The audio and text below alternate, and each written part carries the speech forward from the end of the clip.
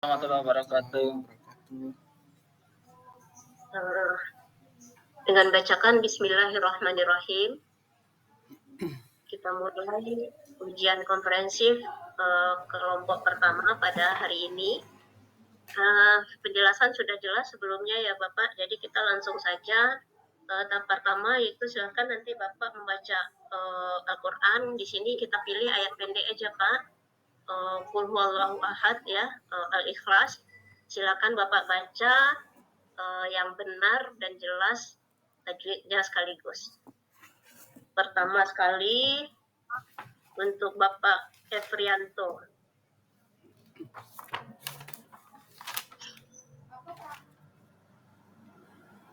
Awak sedang menyimak Bapak tampil kah atau dosen? Ya, Pak. Kan Pak, matanya ke depan ya Pak? Gitu, Pak. Iya, Pak. Pak dibaca aja, Bu. Iya, baca. Ya. Oh ya, sebelum Pak. Bapak nyiapkan alat tulis di sampingnya? Ada, Bu. Ada ya. Kertas juga? Ada, Bu. Oke. Silakan dibaca Pak. Jadi. Surat Al-Ikhlas tadi, Bu ya? Yes. Al-Ikhlas tadi, Bu ya? Iya Pak. Nggak ada lihat ke bawahnya Pak, ngadap ke saya, ke layar, ke kamera. Oh, nggak boleh lihat Al-Quran maksudnya, Bu ya? Iya, nggak boleh lihat kiri kanan, nggak boleh. Surahnya Al-Ikhlas, Bu. Iya Pak. Al-Ikhlas sama? Pak. Sampai habis. A'udzubillahi minasyaitonirrajim. Bismillahirrahmanirrahim. Qul huwallahu ahad. Matanya Pak, matanya ke saya. Matanya ke depan. Nah. Matanya ke kamera ya, ke layar ya. Qul huwallahu ahad. Ke bawah juga matanya. Allahu samad. Lam yalid wa lam yulad wa lam yakul lahu kufuwan ahad. Shadaqallahul azim. Lanjut Bapak Ferry. Surat yang sama, Bu. A'udzu billahi minasyaitonir rajim. Bismillahirrahmanirrahim. Qul huwallahu ahad. Allahus samad. Lam yalid wa lam yulad wa lam yakul lahu kufuwan ahad.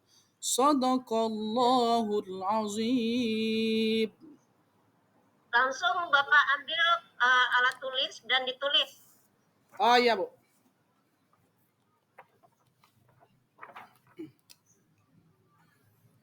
Pulpennya yang besar atau yang kecil aja, Bu? Yang jelas Pak, yang jelas nanti di foto kirim ke WA saya. Oh iya, Bu. Sebelumnya ditampilkan dulu di layar ya. Cepat Pak. Iya, Bu.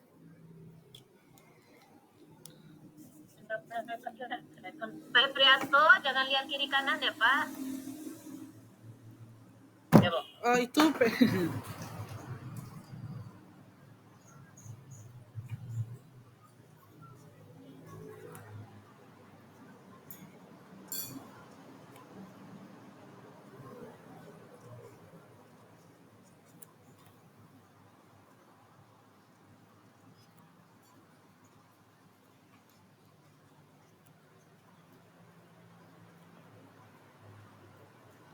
Waktu 2 menit lagi.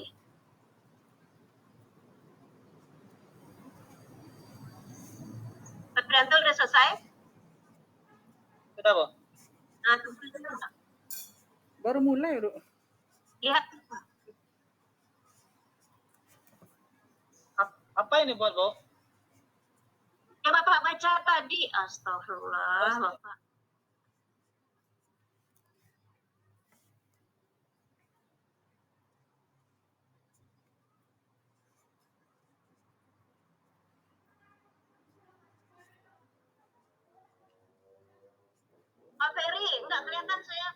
Iya, Bu. Nah, jangan jalan kencing. Enggak ada tempat apa.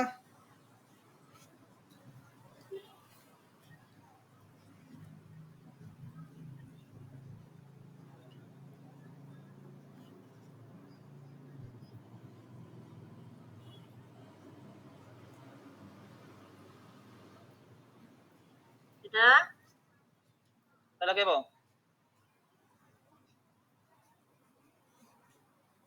Belum dikasih baris, Bu. Belum di itu. Aduh. Kasihlah baris, Pak. Iya, Bu. Bentar, Bu. Rekatnya. Bapak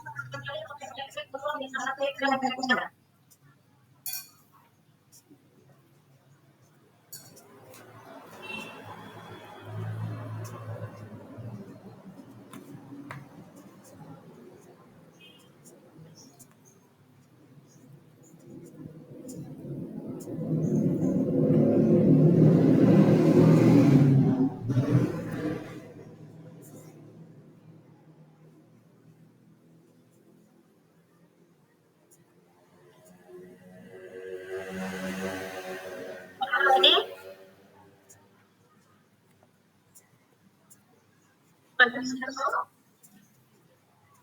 Bu? Ada lagi, Bu? mana? Silakan. Sebentar lagi, Bu.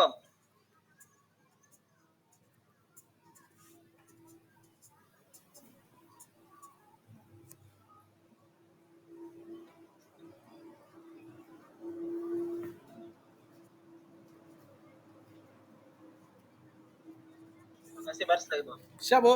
Ya. Selesai, Ya. Bu. Mana? Tampilkan, Pak. Pak Ferry. Oh iya. Siap, Bu. Ini, Bu. WA saya ya.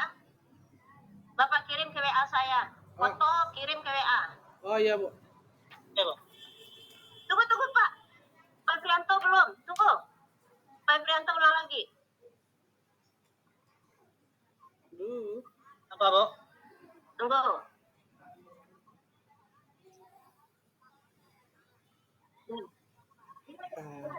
Ya. Mana, Bu? Kirim ke WA saya langsung. Bapak foto itu kertas.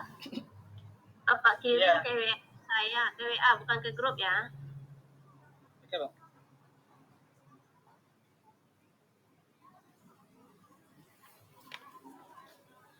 Udah, Bu. Ya, sudah diisi, Pak. Udah, Bu. Centang. Bentar, Bu.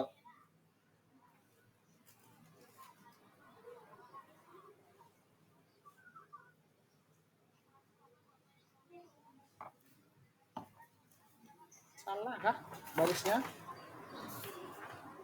Sudah? Oke, kita lanjut, Bapak.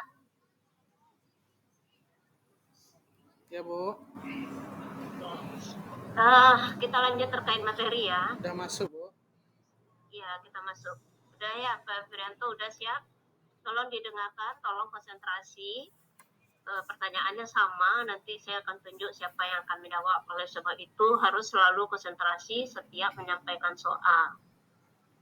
Ketika Bapak membuat suatu modul ajar ya dalam kurikulum Merdeka, itu pasti berdasarkan kepada teori belajar.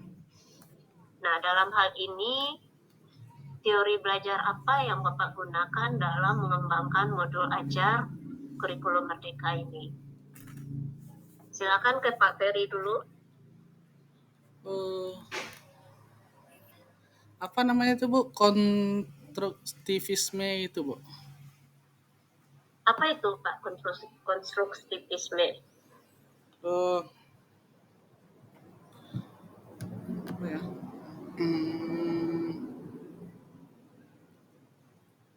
Bentar, Bu. Bisa menjawab? Iya, Bu. Bentar, Bu. Sebentar, Bu. Ya, jadi konstruktivisme itu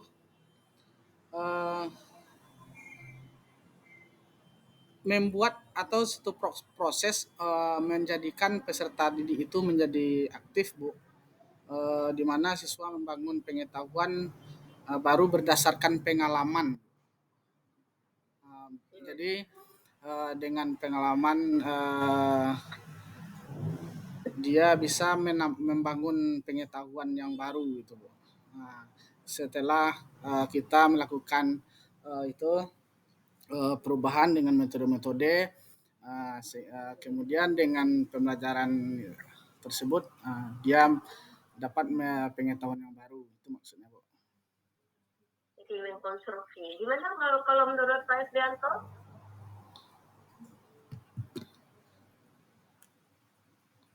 Ya, hampir sama, Bu. Ya, enggak boleh hampir sama. Bapak harus mengukakan, mendeskripsikan sendiri. Walaupun yang dideskripsikan itu hal yang sama. Ya, karena dari konstruktivisme ini membangun manusia yang sempurna. Ada berapa teori belajar yang Bapak ketahui? Ada 4, Bu. 4 apa saja itu, Pak?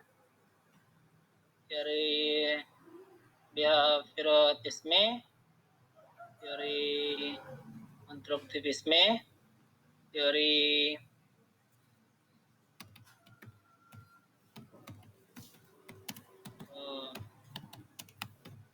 apa lagi, Bang? Bisa bantu apa saja teori belajar, Pak? Teori belajar ada konstruktivisme, ada kognitif, ada teori belajar pembelajaran sosial, ada humanistik gitu, Bu. Kemudian ya seperti itu, Bu. Oke. Humanistik, Behavior, Bu. behavioristik. Ya. Oke. Ketika kita membuat modul ajar, itu hal yang pertama sekali kita lakukan pasti merumuskan tujuan pembelajaran. Ya, Pak? Ya, Bu. Nah, dalam hal ini seperti apa cara Bapak merumuskan tujuan pembelajaran itu?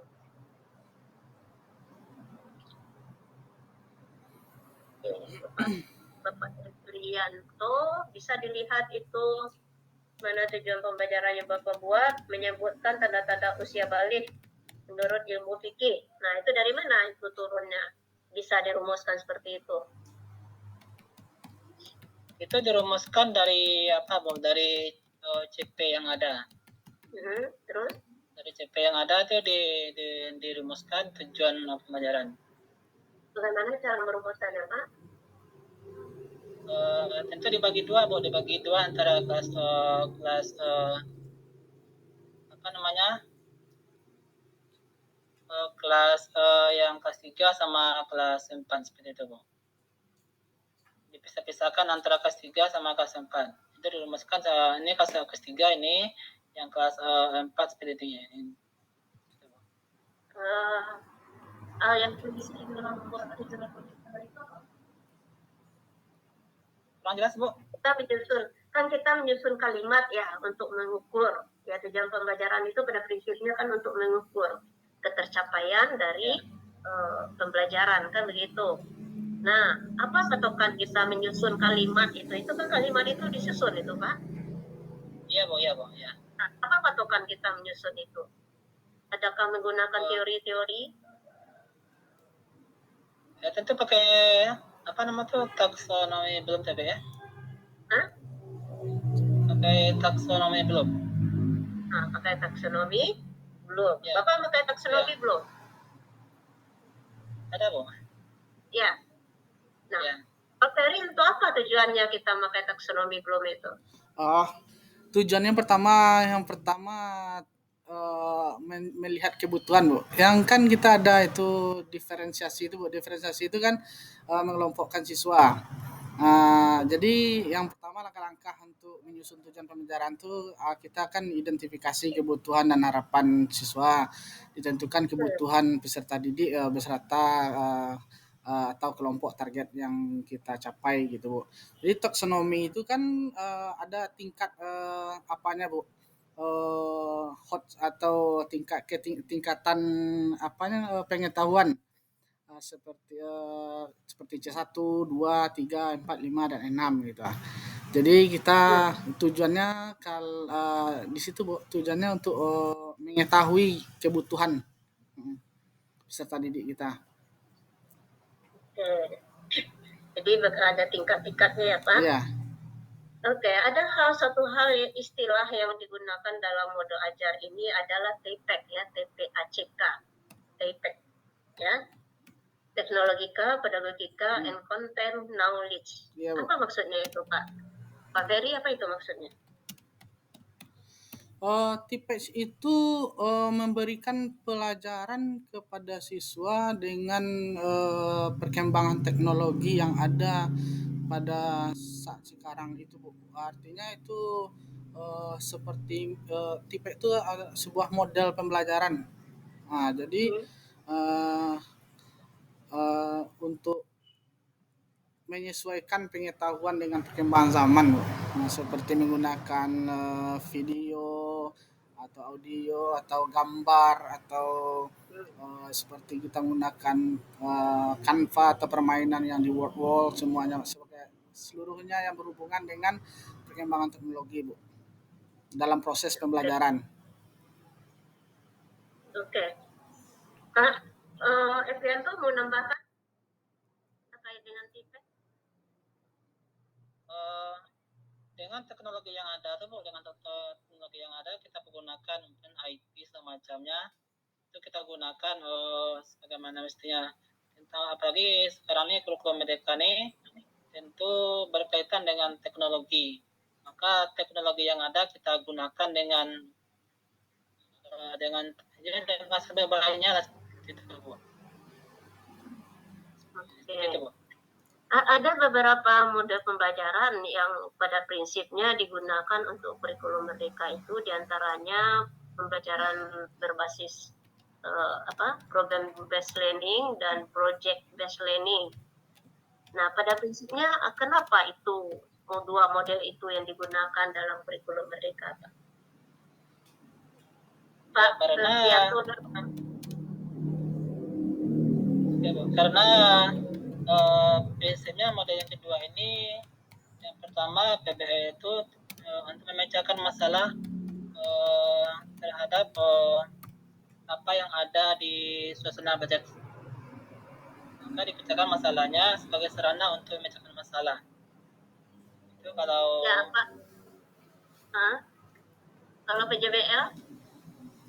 Ya, kalau PJBL-nya kita melakukan aksi dari apa yang kita lakukan dengan proyek berangkat seperti itu. Oke. Pak Ferry, tadi sudah dijelaskan oleh Pak Efrianto ya terkait dengan PBL dengan PJBL.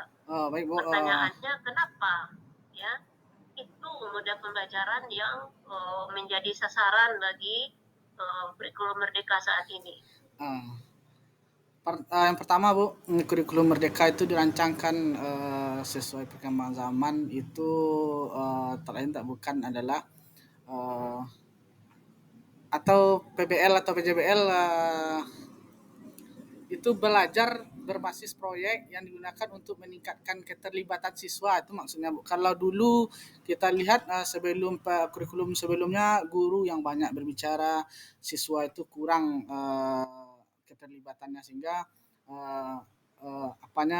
motivasi belajarnya akan lebih kurang. Tetapi kalau menggunakan PBL dan PJBL proyek berbasis masalah kemudian memberikan proyek, jadi keterlibatan siswa itu secara langsung dan mengembangkan keterampilan berpikir kritisnya Bu, sehingga siswa itu mampu memecahkan masalah-masalah gitu. Karena itu yang dibutuhkan saat ini ya Pak? Itu yang dibutuhkan saat ini. Sesuai dengan tuntutan ya. Kebutuhan zaman. Oke. Dalam membuat perangkat pembelajaran itu kita didukung ya dengan membuat LKPD, dengan membuat media pembelajaran, ya. Nah, untuk saat ini media pembelajaran seperti apa yang cocok digunakan dalam kurikulum Merdeka ini, Pak?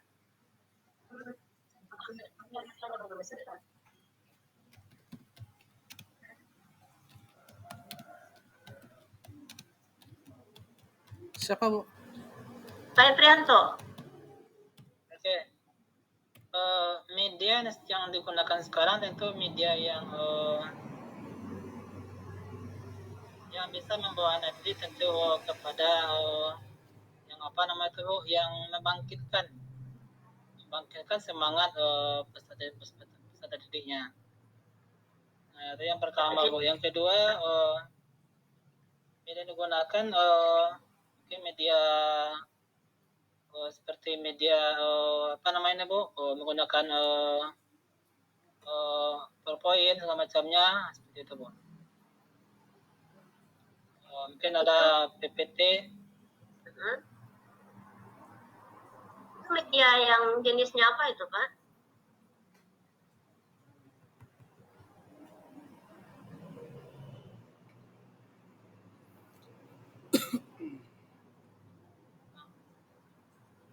Media itu kan ada media sederhana, ya, media berbasis teknologi, ada media ya. Nah, yang Bapak sebut barusan itu jenis medianya media apa itu? Media teknologi, Bu. Berbasis teknologi ya, karena memang tuntutan saat ini seperti itu. Tuntutan zaman sekarang. Oke.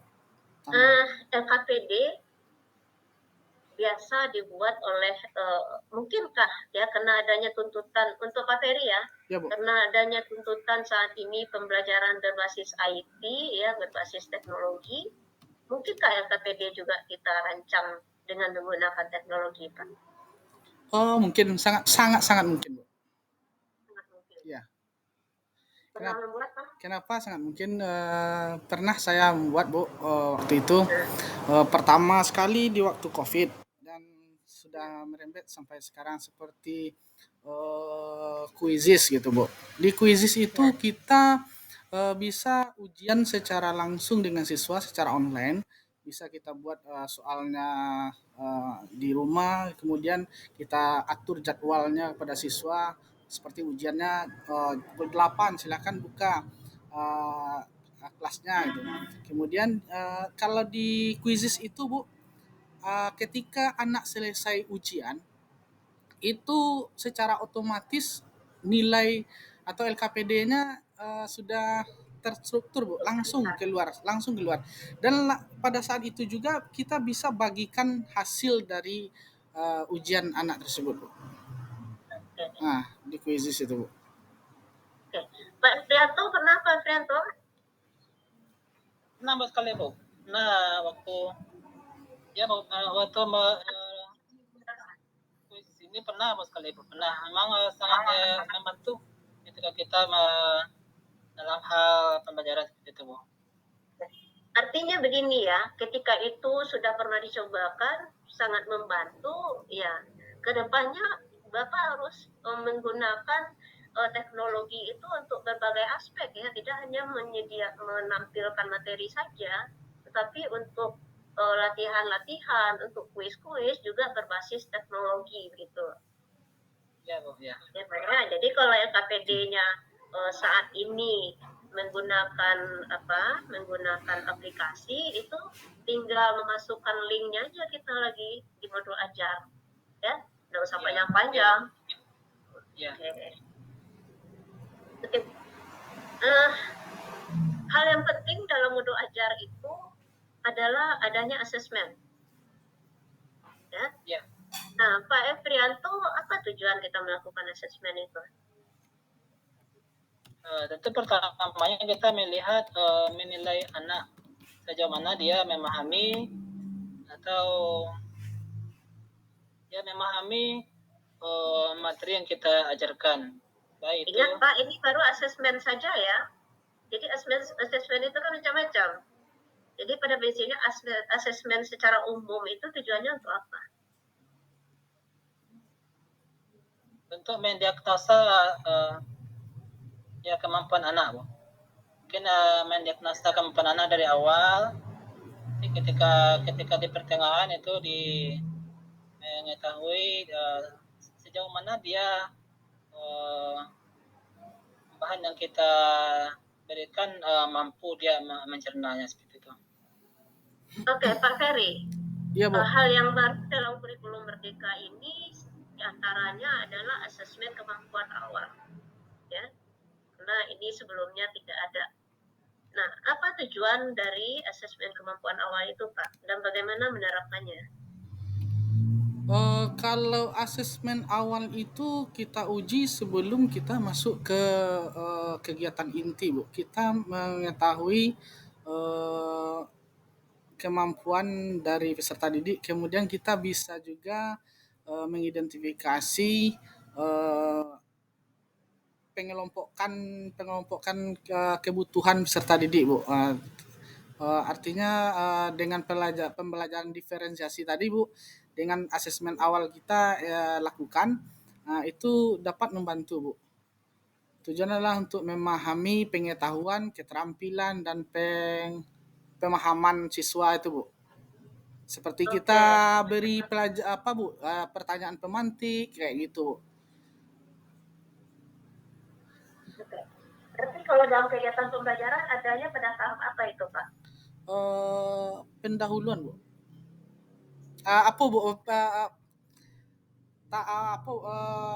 Pada tahap awal, Bu. Pendahuluan, Bu, pendahuluan. Ya, pendahuluan awal sama ya. Iya. Karena hanya kegiatan pembelajaran itu hanya 3 tahap. Iya. Ya. Awal atau pendahuluan, inti, dan penutup. Iya. Penutup. Ya. Oke. Apa yang membedakan antara asesmen formatif dengan sumatif, Pak Petrianto? Kalau asesmen formatif itu kita lakukan ketika di pertengahan pembelajaran. Itu kalau formatif. Nah, kalau asesmen formatif itu kita lakukan di akhir pelajaran. Selesai kita melakukan yang namanya materi tadi sudah habis, baru kita lakukan asesmen sumatif seperti itu. Istilahnya apa itu kalau di sekolah? Yang sumatif itu, yang termasuk sumatif itu apa itu? Apa saja yang termasuk sumatif? Seperti apa, Bu? Ujian akhir semester. Bentar ya. Oke.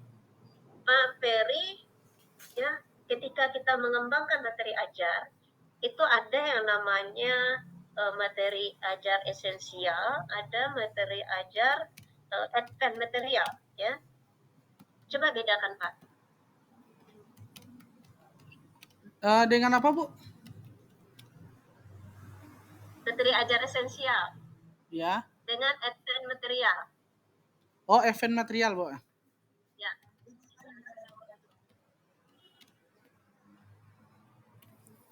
Kalau seingatnya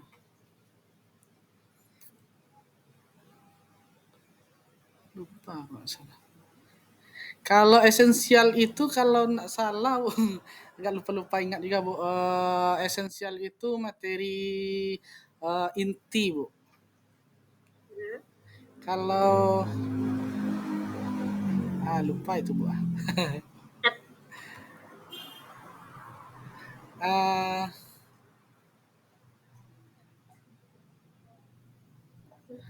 Lupa, Bu. Mohon bantunya, Bu. Bisa disempurnakan. Ya. Bedakan antara esensial dengan advance material.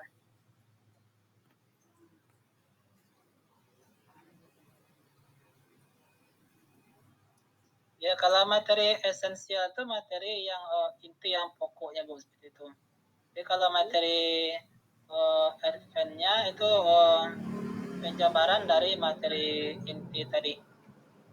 Kalau saya seperti itu menanggapinya, Bu. Bisa dicontohkan, Pak? Misalkan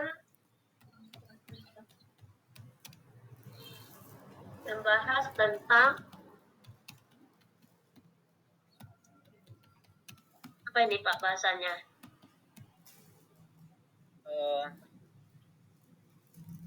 Menyebut siapa ya, Pak? Mana yang esensial, mana yang advance? Kalau esensialnya itu usia baliknya, Bu. Itu usia baliknya ya, yang apa yang esensial. Kalau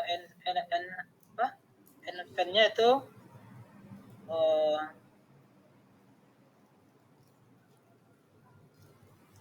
apa namanya? Tanda-tanda bagaimana dia tanda-tanda bagaimana dia yang mana yang termasuk usia balik itu bagian laki-laki maupun bagian perempuan. Itu kalau NFNF itu gambaran dari esensial tadi seperti itu, Bu. Itu bagian materi yang perlu dicapai peserta didik, Pak. Tanda-tanda. Bagaimana, Bu? Tanda-tanda itu? Tanda-tanda itu masuk event tuh, Bu. Masuk event. Ya, seperti itu, Bu. Perlu dipelajari peserta didik yang perlu dikuasai hal yang prinsip. Nah, kalau yang perlu dikuasai itu termasuk esensial. Iya. Ya. Nah, berarti itu nggak dikuasai peserta didik. Jadi, iya termasuk esensial, Bu. Kalau yang dikuasai peserta didik itu termasuk esensial. Nah, itu dia. Karena intinya seperti itu. Karena intinya peserta didik mampu dia mengetahui tanda-tandanya baik itu laki-laki maupun bagi perempuan. Itu kan hal yang wajib diketahui oleh peserta didik, ya. Ya, esensial. Untuk materi ini, untuk materi menyebut usia balik. Nah, hal yang wajib itu berarti konsep, berarti teori. Ketika itu merupakan konsep dan teori, termasuk kepada esensial. Oh iya. Ya. Oke, Bapak Ferry, masih pengembangan materi itu kita mengenal dari aspek pengetahuannya ada faktual, konseptual, prosedural. Coba dibedakan, Pak. Konseptual, Bu. Ya. Apa yang dimaksud dengan konseptual, prosedural, faktual?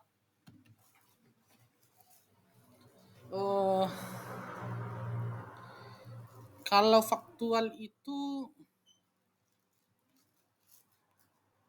jenis pengetahuan yang mencakup data dan informasi yang dapat dihafal dan diingat, Bu. Itu yang ada, ya benar-benar ada, ya. Iya, itu yang faktual, Bu. Kalau konseptual itu yang abstrak kayak gitu, Bu. Yang ide-ide yang agak-agak abstrak tentang ya seperti itu, Bu. Merujuk pada konsep. Ya, Pak Fidanto coba bedakan konseptual, faktual, prosedural. Kalau fakta itu kan yang jelas gitu ya. Fakta itu kan yang jelas, materi yang jelas. Nah, itu kalau yang fakta tuh. Jadi fakta tuh termasuk asosiasi pernyataan hubungan yang antara hubungan yang nyata dengan hubungan yang jelas gitu. Itu kalau yang faktual. Kalau yang konsep itu termasuk teori gitu, Bu. Masuk kalau itu kan teori dalam pembelajaran. Iya, kalau yang prosedural yang ragu, Bu. Prosedural Jadi proses ya Bu ya. Ferry, prosedural Pak Ferry? Eh, ah, pengetahuan tentang bagaimana melakukan tugas atau proses gitu. Oke, contohnya untuk PAI apa itu? Contohnya apa ya?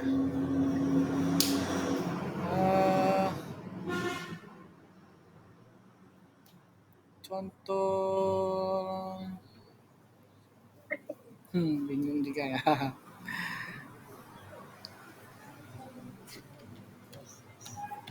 Apa Anto? Ini harus Pak. ini harus dikuasai nih apa? Yang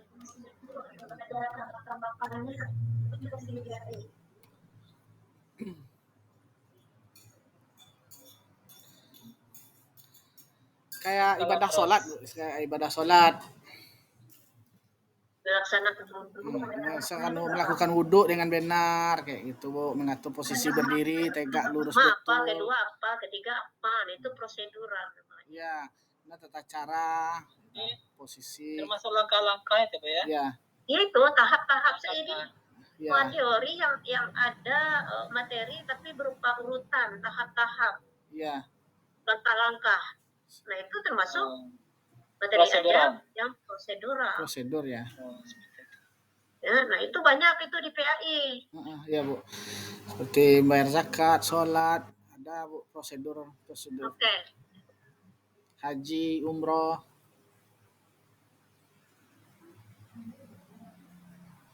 Oke, baik Pak. Sekarang kita masuk ke modul ajar yang Bapak buat. Ya. Ya, Bu. Ketika Bapak memulai pembelajaran, itu pasti hal yang pertama kita lakukan itu bagaimana siswa itu tertarik ya untuk mengikuti pembelajaran kita. Artinya kita harus menarik perhatiannya. Oke, untuk Pak Ferry, apa yang Bapak lakukan untuk menarik perhatian peserta didik ketika menyampaikan materi yang sudah Bapak buat di modul ajar ini? Cara menarik perhatiannya, Bu? Ya, seperti pertanyaan pemantik itu, Bu. Kemudian ada apa namanya? Sebentar, Bu. Itu melakukan tuh sebentar, Bu. Lupa ingat. Ya,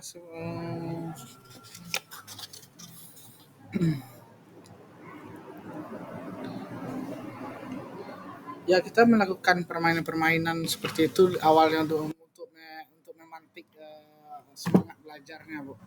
Seperti memberikan permainan-permainan atau Permainan apa, Pak? Ini coba Bapak berpatokan ke modul ajar Bapak buat ya.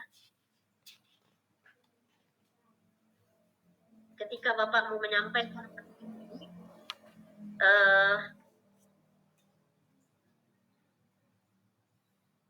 tanda-tanda balik ya.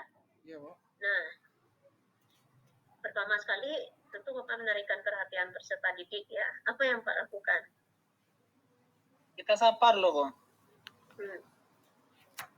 Kita sapa anaknya, apakah anaknya nih ada sehat atau ada yang sakit. Kalau kita anak yang sakit, tentu kita doakan dia cepat sembuh, seperti itu ya. Nanti kita cek ya dirinya seperti itu. Setelah itu baru kita melakukan yang namanya berdoa supaya anaknya materi kita dari awal sampai akhir berjalan dengan lancar. Lalu kita berikan namanya ice breaking untuk memberikan motivasi kepada anak supaya anak tadi bersemangat lah seperti itu, Bu, dalam materi yang kita ajarkan. Jadi kita tambah dengan membaca mungkin seperti lagu-lagu wajib, seperti itu, Bu. Oke, kalau Pak Ferry? Untuk menambah semangat siswa belajar. Mengacu ke modul ajar yang Bapak buat. Iya, Bu. Oh iya, Bu. Ya kalau di modul ajar yang saya buat di kegiatan pembukaan itu ada orientasi pertama, Bu. Seperti memberi salam, menyapa peserta didik dengan menanyakan kabar, mengecek kehadiran, dan lain-lain, Bu. Kemudian berdoa, kemudian melakukan ice breaking, peserta didik menyanyikan lagu wajib, kemudian ditanya tentang kondisi pada saat itu, kemudian eh, mendengarkan penjelasan guru terkait pertanyaan tersebut, kemudian menyampaikan tujuan pembelajaran, Bu. Oke. Eh, untuk keduanya ya, Pak Ferry dan Pak Evianto, ini menggunakan mode pembelajaran apa? Model PBL, PBL, Bu. Bu. PBL. Iya, Bu. Oke. Di mana bisa kita lihat ya Pak Evianto, di mana bisa kita lihat bahwasanya Bapak menggunakan PBL dalam menyusun modul ajar ini?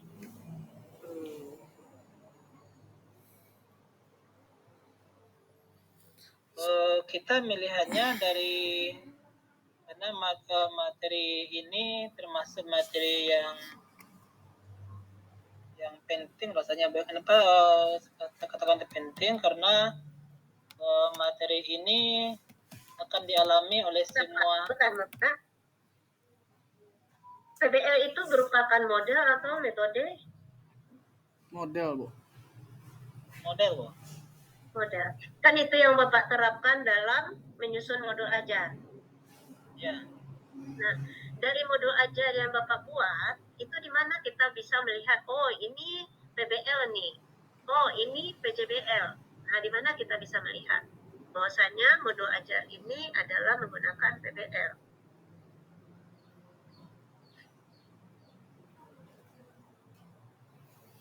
Sebenarnya ada sintak-sintaknya, Bu. Cuma di sini lupa buat, Bu. Di situ di pembelajaran PBL itu kalau dilihat dari materi yang saya buat, itu peserta didik awalnya kan mengamati video melalui proyektor. Kemudian, Oke, Bapak. Sebentar, Bapak. Tadi Bapak sudah katakan ada sintaknya. iya, Ya. Nah, sintaknya itu adanya pada tahap apa di modul ajar? inti, Bu. Nah, kegiatan itu Iya. yang saya maksud. Iya. Di mana bisa kita melihat bahwasanya ini menggunakan PBL. Iya, Bu. Ya, dari kegiatan intinya kita nggak melihat dari kegiatan pendahuluan, tidak. Iya, Bu. Ya. Ya, Bu, ya. Oke, Pak Eprianto bisa menjelaskan tahapan dari PBL, sintaknya tadi. Nah, Pak Ferry tadi udah sebut sintaknya. Pertama kita mengamati gambar 4.3, Bu ya. Pertama. Yang kedua nanti baru kita menyiapkan semacam tongkat seperti itu, Bu ya. Untuk tongkat ini nanti kita berikan kepada peserta didik secara acak dan bergiliran memberikan apa maksud dari gambar yang kita tayangkan tersebut. Itu kita berikan secara acak. Nah, itu baru kita lakukan motor video tentang materi yang kita ajarkan seperti itu sampai nanti melalui proyektor. Oke. Cukup, Pak? Lanjut, Bu? Cukup. Okay. Untuk Pak Ferry. Iya, Bu. Pak Ferry. Iya, Bu. Oke. Salah satu syarat dari modul ajar pada kurikulum Merdeka ini adalah harus memanfaatkan teknologi. Ya? Iya, Bu. Nah, di mana bisa kita lihat bahwasanya rancangan modul ajar yang Bapak buat ini sudah memanfaatkan teknologi. Oh, iya.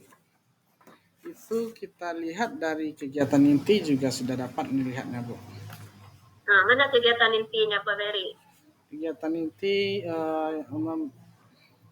mengamati tayangan video, Bu. Mengamati tayangan video. Oke. Kemudian, Terus apa lagi? Coba ulangi pertanyaannya lagi, Bu. Di mana kita bisa melihat dari modul ajar yang Bapak buat ini sudah memanfaatkan teknologi. Oh iya. Ya, Bu, dari tayangan video, Bu. Mm-mm. Kemudian Terus, Bu, di mana lagi adanya?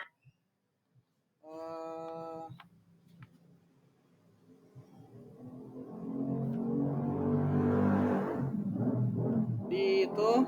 di ice breaking juga itu, kemudian ada di kayak permainan, Bu, di kita menggunakan di asesmen, Bu, asesmen di akhir kita akan melakukan kayak menggunakan word wall gitu, Bu. Kan Ya, peserta didik itu kan menggunakan ada teknologi Bapak itu, Bu. buat linknya. Ada, Bu. Ada Bapak buat linknya. Ada, Bu. Di Ada. sudah diupload, Bu. Kalau yang di Oke. print tidak ada, Bu. Ya. Sudah diperbaiki sesuai dengan yang Ibu arahkan di situ. Oke, sekarang Pak Ebrianto. Ya, Bu. Ya, di mana bisa dilihat, Pak, bahwasannya modul ajaran yang Bapak buat itu sudah memanfaatkan teknologi. Oh, yang pertama tadi dari mengamati video yang kita berikan, ya. Dan materi Di mana Bapak belum? Oke. Selain itu apa, video Pak? tadi. Oh, selain itu dari metode demonstrasi barangkali, Ibu, ya. Tentang Mengapain metode Bapak di demonstrasi? itu kan bisa kita tayangkan bagaimana video tentang tata cara mandi wajib. Ya, oke, itu videonya. Yang lain dari video, Pak. Ya, lain dari video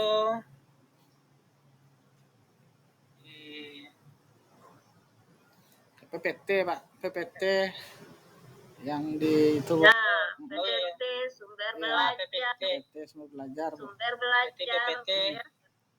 PPT yang kita tayangkan. Terus Dari PPT dan dari sumber belajar itu, ya. oke. Kenapa penting ya dalam merancang modul ajar kurikulum merdeka ini hal-hal yang terkait dengan bagaimana meningkatkan kemampuan berpikir kritis, ya, berpikir logis, kemudian bagaimana bisa mampu berdiskusi, decision making, ya. Nah, kenapa hal itu penting di dalam kurikulum merdeka ini, Pak? Pak Ferry. Yang terakhir nih, Pak. Kira, Bu. Masih lama ya? Ada 5 menit lagi. Itu kenapa penting peserta menggunakan berpikir kritis dalam kurikulum mereka ini agar individunya menganalisis informasi itu secara mendalam, gitu. Bagaimana cara menerapkannya dalam pembelajaran, Pak? Ya sesuai dengan metode yang kita lakukan, Bu. Dia sudah mengamati, kemudian dibagi per kelompok, kemudian menganalisa, kemudian dia tampil ke depan gitu, Bu. Pak Darto bisa nambahkan, Pak? Bisa mengidentifikasi masalah. Ya, Darto. Ya, Bu. Kalau kita berpikir kritis itu bisa kita mentelaah dari paparan yang disampaikan oleh guru kepada siswa. Itu dia bisa menelaah apa-apa saja yang disampaikan oleh guru kepada siswa. Itu dia menilai yang kritis tadi. Oke.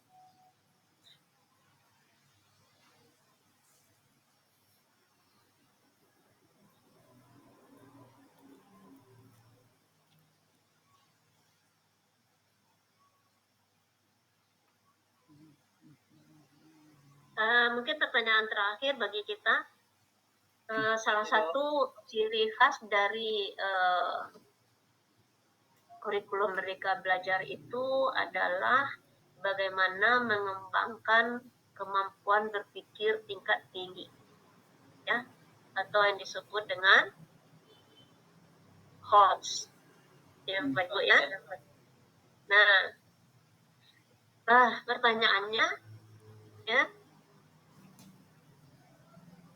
seperti apa dalam kegiatan pembelajaran, ya, penerapannya, di mana dari kegiatan itu bisa mengembangkan kemampuan berpikir peserta didik. Kegiatan-kegiatan seperti apa yang bisa kita lakukan dalam kegiatan pembelajaran yang tujuannya adalah untuk mengembangkan atau meningkatkan kemampuan berpikir peserta didik sehingga kegiatan pembelajaran yang kita buat itu berbasis HOTS. Silakan Pak.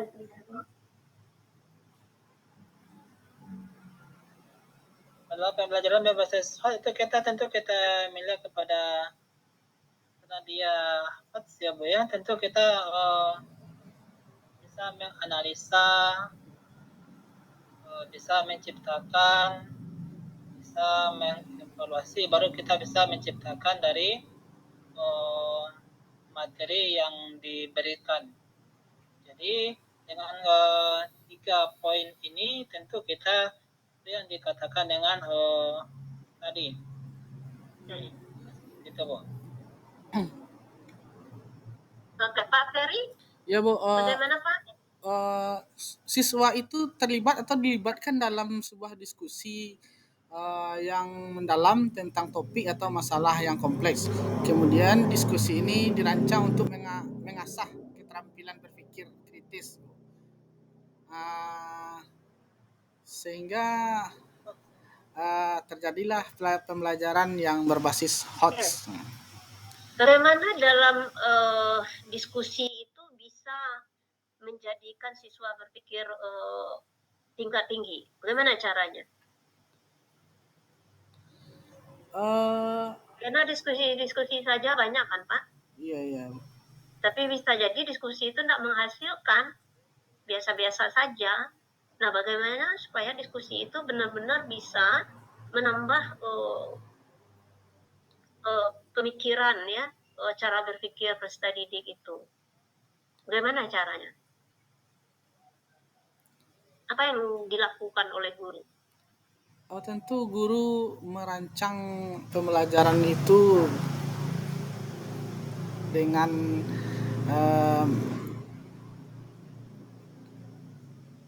proyek yang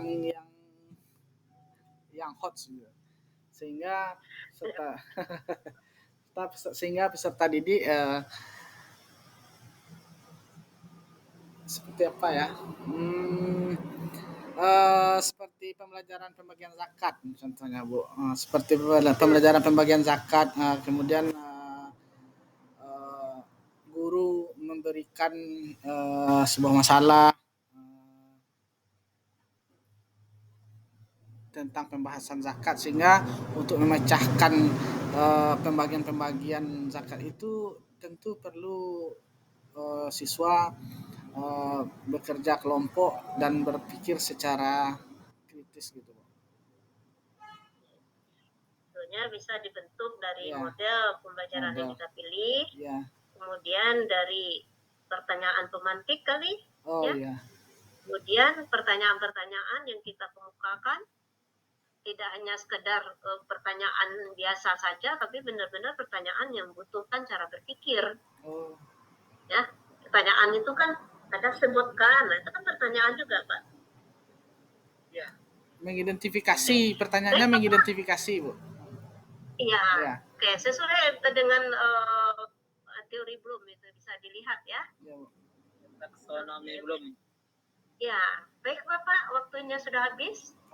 Terima kasih atas kehadirannya pada jadwal yang sudah dijadwalkan dalam kelompok pertama ini. Mudah-mudahan bisa memberikan hasil yang baik. Silakan keluar Bapak, kemudian tolong masuk yang baru. Ya Bu, Terima terutama kasih, Bu. kami minta Ya Pak. ya makasih banyak Bu. Assalamualaikum. Assalamualaikum. Sehat-sehat selalu Bu. Ya Pak, ya Amin. makasih. Assalamualaikum warahmatullahi wabarakatuh. Silakan keluar. Ya Bu, Tolong masuk yang kedua. mana keluarnya ini?